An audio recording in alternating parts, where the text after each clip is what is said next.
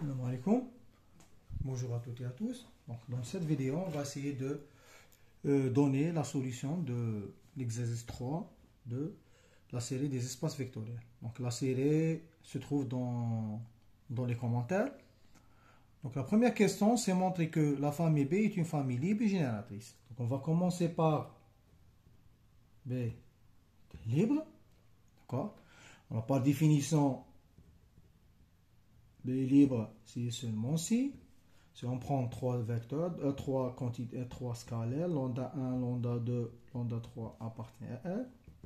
Si nous avons la somme pour i allant de 1 jusqu'à 3 de lambda i fois vi, c'est-à-dire lambda 1 fois v1, en fait, c'est u. Lambda 1 u1 plus lambda 2 u2 plus lambda 3 u3 égale à 0, donc 0 de R3. Alors forcément, lambda 1 égale lambda 2 égale lambda 3 égale 0. Alors on prend soit lambda 1, lambda 2, lambda 3 appartient à R. Et on va résoudre l'équation. Lambda 1 U1 plus lambda 2 U2 plus lambda 3 U3 égale 0, 0, 0. Alors là, si on fait les calculs, ça va être égal, on remplace les UI par sa valeur. Donc c'est lambda 1 fois 1, 1, 1 plus lambda 2 fois 1 moins 1, 1 plus lambda 3 fois 1, 1, 0 égale 0, 0, 0. Bon, c'est équivalent à dire. Alors, qu'est-ce qu'on va faire? On va multiplier chaque vecteur par lambda i. On fait la somme des trois vecteurs et on fait l'égalité avec 0, 0, 0. Alors maintenant, on va trouver un système d'équations linéaires. Donc, la première équation, c'est lambda 1 plus lambda 2 plus lambda 3. Donc, lambda 1 plus lambda 2 plus lambda 3 égale à 0. Deuxième, c'est lambda 1 moins lambda 2 plus lambda 3. Donc, lambda 1 moins lambda 2 plus lambda 3 égale à 0. Et la troisième équation, c'est lambda 1 plus lambda 2 plus 0 lambda 3. Donc, c'est lambda 1 plus lambda 2 égale à 0. Donc, c'est un système d'équations linéaires. On peut appliquer qui est homogène. Donc, nous avons deux situations. Soit il admet comme solution unique 0, 0, 0. Sinon, il admet une infinité de solutions. Donc, on va appliquer la méthode de pivot de Gauss. L1, L2 et L3. Le pivot égale à 1. D'accord? Donc, L2, ça va être égal. On va éliminer les éléments de ce deux pivots. C'est L2 moins L1. L3, c'est L3 moins L1. C'est équivalent à dire lambda 1 plus lambda 2 plus lambda 3 égale à 0. La première équation reste inchangée. Après, on fait la soustraction. Ça va être égal à 0. Là, 0. Et là, on va trouver moins de lambda 2 égale à 0. Après, si on fait cette équation moins cette équation, on va trouver moins lambda 3 égale à 0. Donc là, ce qui implique, on tire le lambda 3 là, on tire le lambda 2 de cette équation. Après, on remplace, on trouve lambda 1. Donc lambda 1 égale lambda 2 égale lambda 3 égale 0. Puisque les lambdas sont tous nuls, ce qui implique que B est une famille libre de R3. Deuxième question, est-ce que B est génératrice? Alors B est génératrice. Alors si, seulement si, quel que soit U égale X, Y, Z appartient à R3, il existe lambda 1, lambda 2, lambda 3 appartient à R, tel que U, c'est égal lambda 1, V1, lambda 2, V2, lambda 3, V3. Alors, vous voyez, on va faire les mêmes calculs, sauf à la place de 0, 0, 0, on va mettre X y, z. Donc, on va commencer par soit U égale X, Y, Z à partir de R3. D'accord? Donc, U, c'est égal à la somme des lambda I fois VI et allant de 1 jusqu'à 3. C'est équivalent à dire. Vous voyez, cette quantité, c'est pratiquement la première partie de la définition d'une famille libre. Et là, on va mettre X, Y, Z. Donc là, on trouvera X, Y, Z. Donc, on trouve lambda 1 plus lambda 2 plus lambda 3 égale à X. Lambda 1 moins lambda 2 plus lambda 3 égale à Y. Et la troisième équation, c'est lambda 1 plus lambda 2 égale à Z. Donc, on applique la méthode de pivot de Gauss. Donc, L1, L2 et L3. Là, le pivot, toujours 1. Donc, le L2 devient L2 moins L1. Et L3, ça va être égal à L3 moins L1. Donc, c'est équivalent à dire... Donc, c'est équivalent à dire que la première équation reste inchangée. Donc, c'est 1, lambda 1 plus lambda 2 plus lambda 3 égale à X. Après, on fait la différence. On trouve moins 2 lambda 2, c'est égal Y moins X. On fait la différence. Et après, on trouve moins lambda 3. La troisième équation, c'est L3 moins L1. Moins lambda 3 égale à Z moins X. Alors maintenant, on peut tirer les lambda. Donc c'est équivalent à dire. Donc, lambda 3, ça va être égal à X moins Z. Lambda 2, ça va être égal à 1 demi de X moins 1 demi de Y. Donc, lambda 1, ça va être égal à X moins lambda 2 plus lambda 3. Donc, si on fait lambda 2 plus lambda 3, pour les X, ça va être égal à 3 demi de X avec un signe moins. Donc, ça va être égal à moins 1 demi de X.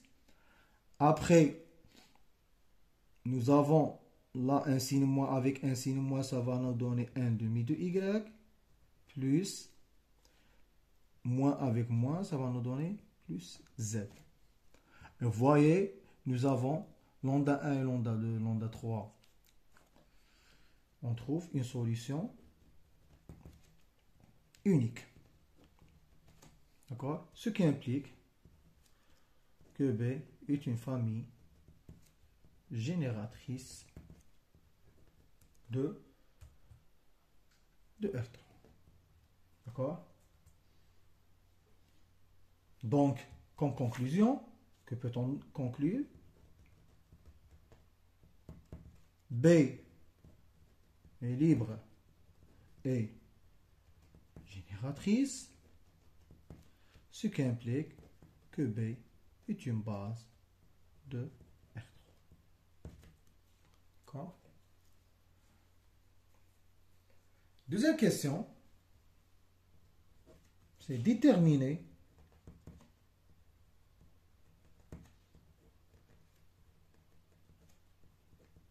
les coordonnées du vecteur U qui est égal à 3, 3, 2 dans B, dans la base B. D'accord? On va rappeler c'est quoi les coordonnées, rappel. Alors, soit E, un espace vectoriel, et B, on va noter V1, V2, Vn, une base de E. Voilà. Alors, les coordonnées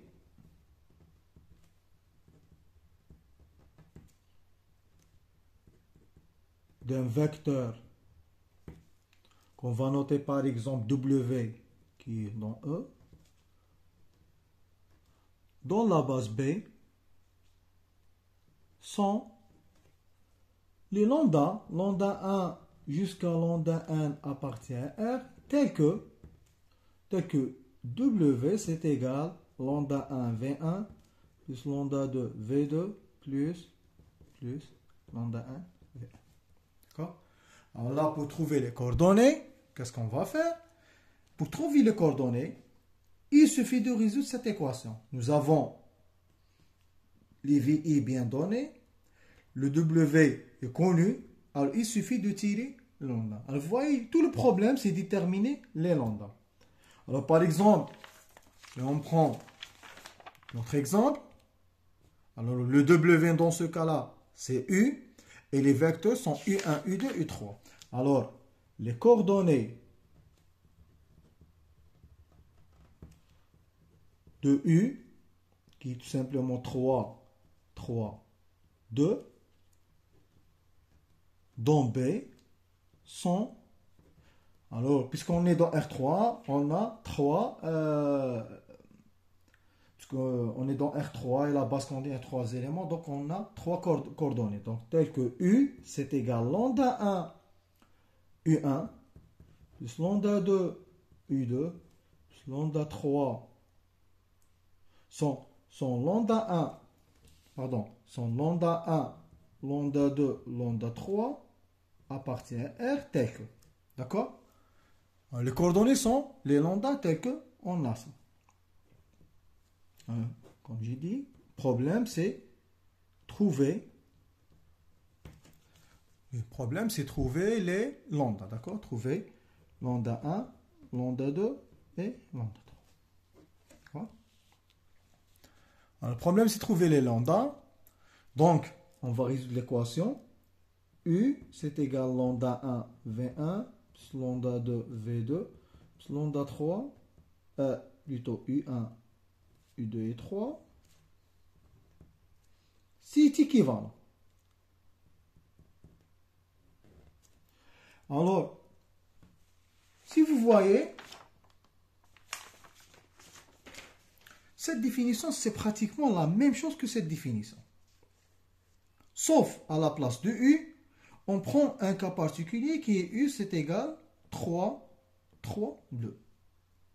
D'accord? Voici c'est la définition de la famille génératrice. Donc, on va faire les mêmes calculs, on va faire le même travail, et on va trouver les mêmes résultats, sauf, si on note par exemple ce système, par exemple étoile, à la place de refaire tout le calcul, donc il suffit de remplacer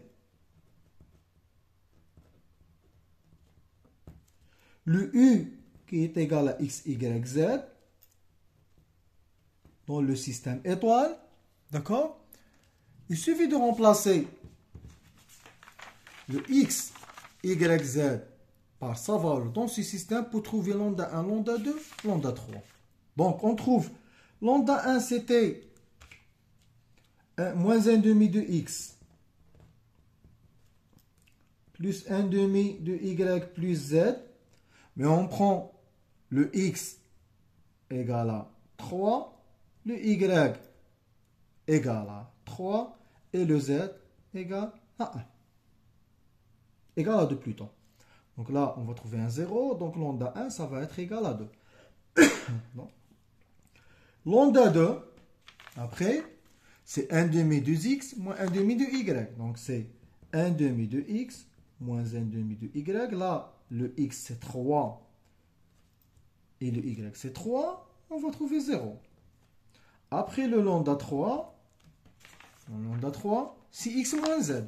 Donc c'est X moins Z. Là, c'est 3. Là, c'est 2. Donc ça va être égal à 3 moins 2 égale à 1. Donc quelles sont les coordonnées maintenant? Les coordonnées sont lambda 1 qui est 2. Après lambda 2 égale à 2.